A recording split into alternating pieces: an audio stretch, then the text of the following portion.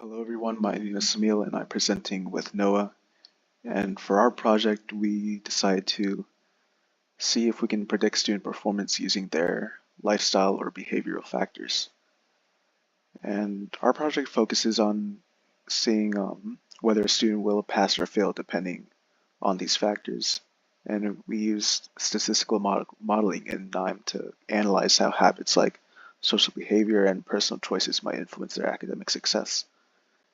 And we chose this topic because student performance overall is something that affects everybody, and understanding the factors behind that success can help improve educational outcomes. With this analysis, the main question that we're trying to answer is whether we can accurately predict if a student will pass or fail depending on their lifestyle and behavioral factors. And this analysis can allow students to understand whether the actions that they take outside the classroom are having an impact on how they perform in school and make changes to these behaviors accordingly. And this can include everyday habits that are common among students, such as the time that they spend with friends, their study habits, and their personal behaviors like smoking. And along with helping students to see how their lifestyle is affecting them, it can also help teachers to intervene if it is needed with these factors that might not involve academics, as many schools and institutions are mostly focused on the students' academic habits and these academic factors. And if there isn't a strong correlation between a student's lifestyle and behavioral factors and their academic performance, then these schools can continue to focus more on academic factors rather than attempting to intervene. Essentially, the goal is to understand whether these real-life factors can help to explain their academic outcomes. For this analysis, we decided to use a data set that recorded student performance in Bangladesh, and it was retrieved from the Mendeley Data website. The main reason we decided to go with this data set was because it contains responses from many students across multiple institutions in the country, and these are real responses that have been recorded. And by analyzing this, we feel that we might get a more appropriate and accurate result. But this data set supports research on predicting the academic performance of secondary school certificate and higher secondary certificate students in Bangladesh. And for the sake of this analysis, we decided to target higher secondary certificate students and going off of the scores that they achieve on these to see if they passed or failed. Schools and institutions are often interested in predicting student performance early so that they can intervene and provide support and factors where it's needed. For instance, they can decide if they want to keep focusing on their academic factors or if they want to put more time into seeing how these students are doing outside the classroom. Academic success isn't often determined by intelligence alone, and many external factors such as lifestyle habits and social behavior can often influence how well a student's performing. For example, time management, peer influence, and personal habits might all either support or negatively impact their academic outcomes. Students who spend more time studying might perform better, while those who spend excessive time socially might struggle to keep up. And similarly, unhealthy habits like smoking, which is recorded in this data set, might also affect their focus and overall performance. But essentially, we're trying to see, or this data set will essentially solve the issue of whether resources should be spent on impacting a student's lifestyle and other external factors, or if they should keep spending these resources on academic factors instead, if there isn't a strong correlation. The dataset that we used contained a lot of information about these students, such as their demographic and behavioral data. We explored relationships between the academic results, specifically the ones that they achieved in our main target variable, which was the higher secondary certificate column. And we looked at the scores that they achieved in this one and tried to see if there was a relationship between those scores and variables such as smoking habits, time spent with friends, family background, parental education, parental status, gender, age, and tuition costs. These are all variables that many students, teachers, and institutions might not see as having an impact on a student's academic performance. And so that's what makes this analysis very valuable, as we're trying to see if there is any correlation between these so that an action can be taken. For this analysis, we need to clean up several areas of the file to make the coding a lot more possible, such as including unifying capitalization and spacing, fixing null values, and removing the date and replacing it with a unique student ID column for each student.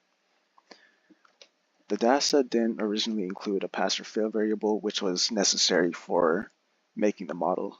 And so it was based on the higher secondary certificate scores. So any that had an equal to or greater than score of 4 was in the pass column, while those below 4 were in the fail column. And with that, I'll pass it on to Noah, who will explain what we did in NIME and the results that we achieved. Hello, my name is Noah Henderson, and I am the second member of this group.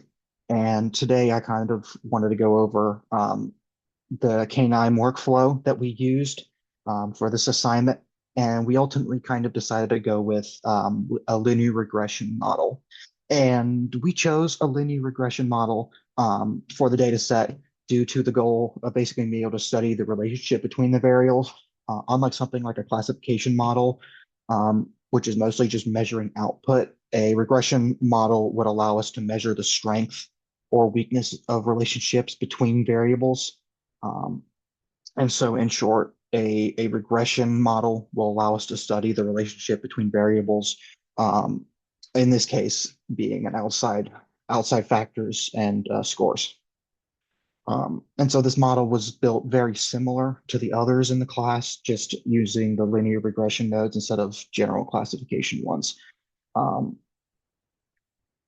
If we take a little bit of a look at our model here,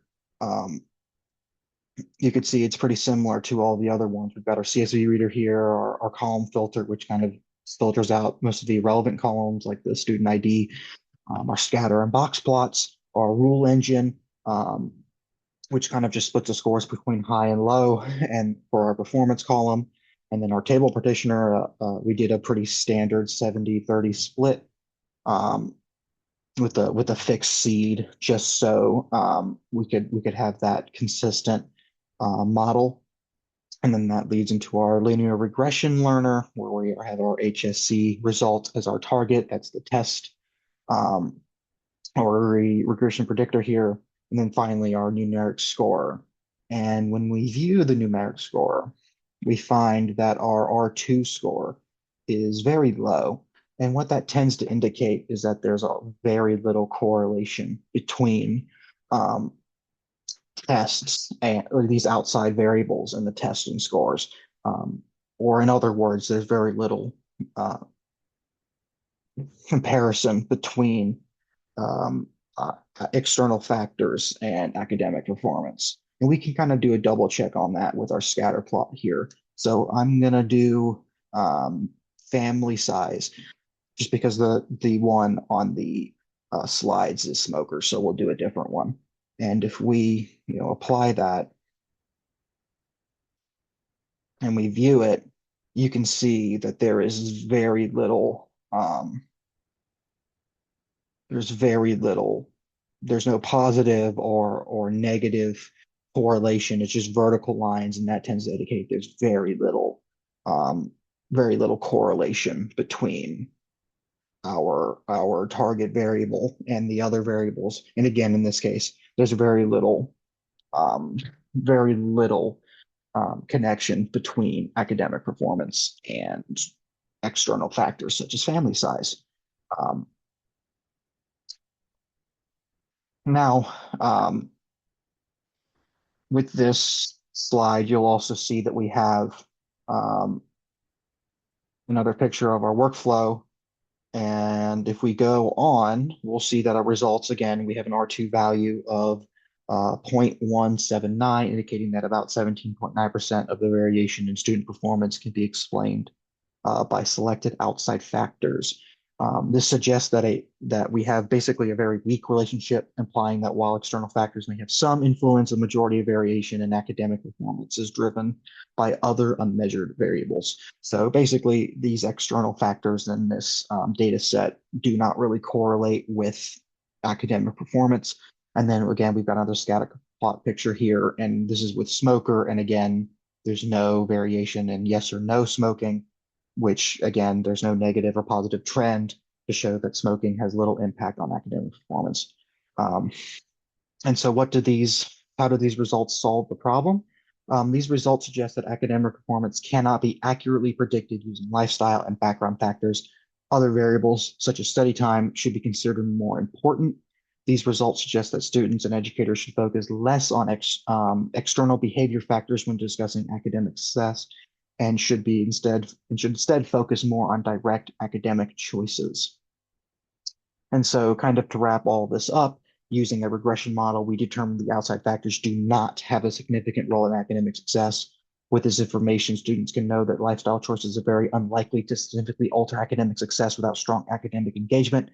Educators, likewise, can focus more on direct academic support rather than relying external behavior factors as predictors of success. And that is all that we have. I hope that you enjoyed.